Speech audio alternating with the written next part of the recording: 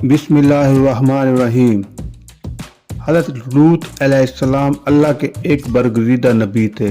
आप हज़रत इब्राहीम अलैहिस्सलाम के दौर ज़माना में अहले सदूम की रहनुमाई के लिए नबूवत के मनसब पर फाइज हुए। सदूम के आस पास 5 नहायत ही खूबसूरत शहर आबाद थे। ये इलाके नहायत ही सरसब्ज़ व शादाब और कुदरत की प्यारी का हसीन शहकार थे।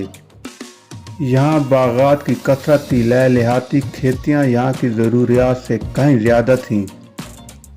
उर्दन, शाम और इसराइल के दरमियान बसा ये इलाका नहायत ही ज़रख़ेज़ था। यही वजह थी कि आसपास के बस्तियों के लोग भी अपनी मुआइशी और ग़िज़ाई ज़रूरियात को पूरा करने के लिए इन बस्तियों की तरफ आते थे।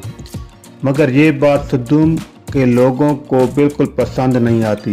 इनके ख्याल में इनकी बस्तियों में पैदा होने वाले फलों, अनाजों और सब्जियों पर सिर्फ इनका हक था। वो नहीं चाहते थे कि दूसरी बस्तियों के लोग इनके इलाके में आएं।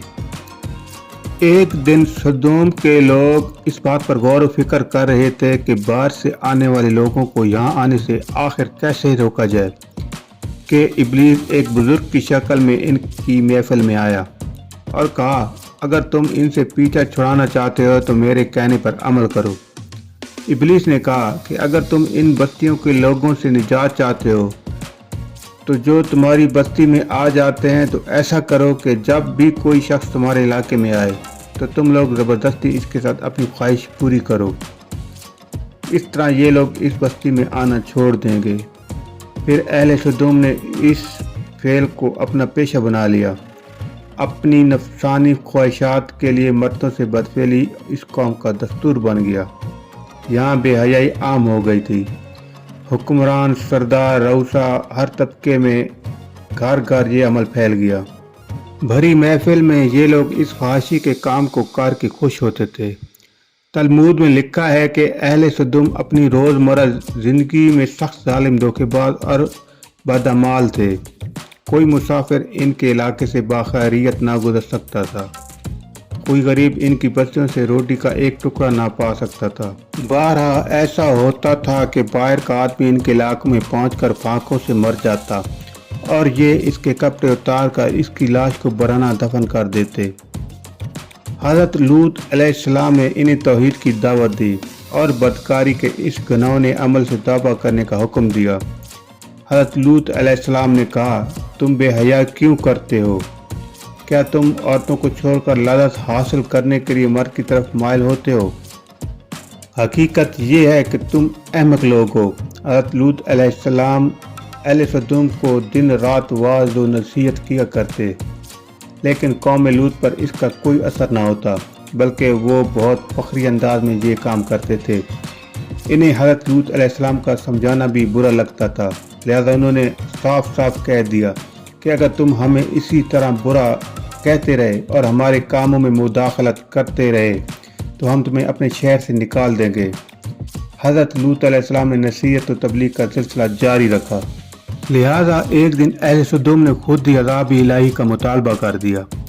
अल्लाह ताला ने अब तक इनके इस बदतरीन ख्वाहिशी और बदकारी को ढील दे रखी थी, लेकिन जब उन्होंने हज़रत लूत अलैहिस्सलाम से एक दिन कहा कि अगर तुम सच्चे हो तो हम पर अज़ाब ले आओ, लिहाजा इन पर अज़ाब इलाही का फैसला हो गया। अल्लाह ने अपने ख़ास फरिश्तों को दुनिया की तरफ रवाना कर दिया।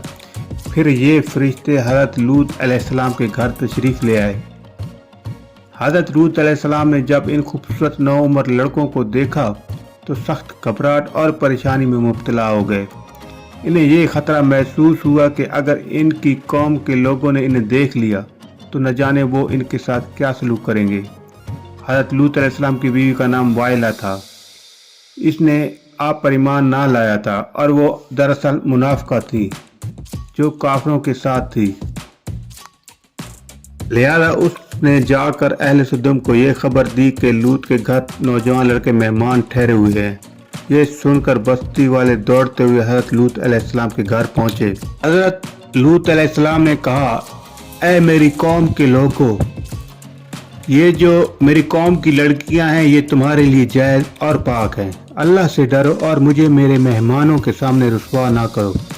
क्या तुम में से कोई भी शाइस्ता आदमी नहीं حضرت لوط علیہ السلام کی بات سن کر وہ لوگ بولے، تم بخوبی واقف ہو، ہمیں تمہاری بیٹیوں سے کوئی حاجت نہیں، اور جو ہماری اصل چاہت ہے اس سے تم بھی واقف ہو۔ حضرت لوط علیہ السلام نے گھر کے دروازے بند کر دیے اور ان نوجوانوں کو ایک کمرے میں چھپا دیا۔ ان بدکار لوگوں نے آپ کے گھر کا گھیراؤ کیا ہوا تھا اور ان میں سے کچھ گھر کے دیوار پر بھی چڑھنے کی کوشش کر رہے تھے۔ حضرت لوط علیہ السلام اپنے مہمانوں کی عزت کے خیال سے بہت زیادہ گھبرائے ہوئے تھے۔ فرشتے یہ سب منظر دیکھ رہے تھے۔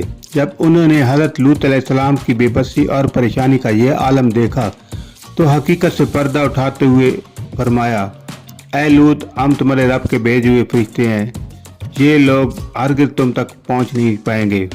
ابھی کچھ رات باقی ہے تو اپنے گھر والوں کو لے کر چل دو اور تم میں سے کوئی شخص پیچھے مڑ کر نہ دیکھے۔ اہل سدوم حضرت لوط کے گھر کا دروازہ توڑنے پر آ گئے، لہذا حضرت جبریل علیہ السلام نے گھر سے باہر نکل کر اپنے پر کا ایک کونا انہیں مارا، جس سے ان سب کی آنکھوں کے ڈھیلے باہر نکل آئے اور بصارت زائل ہو گئی۔ یہ خاص عذاب ان لوگوں کو پہنچا جو حضرت لوط کے پاس بدنیتی سے آئے تھے۔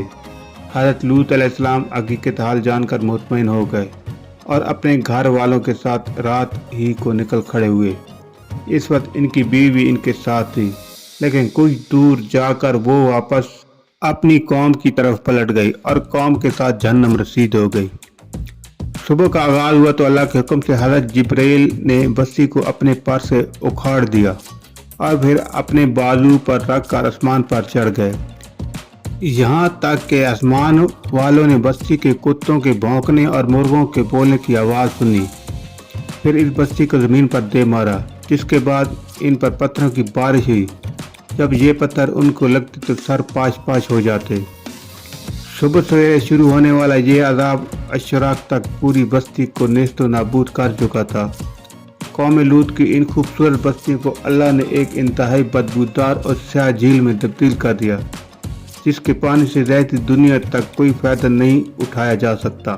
سمندر کے اس خاص حصے میں کوئی جاندار مچھلی، مینڈک وغیرہ زندہ نہیں رہ سکتے، اس لیے اسے ڈیڈ سی یعنی بحیرہ مردار کہا جاتا ہے، جو اسرائیل اور اردن کے درمیان واقع ہے۔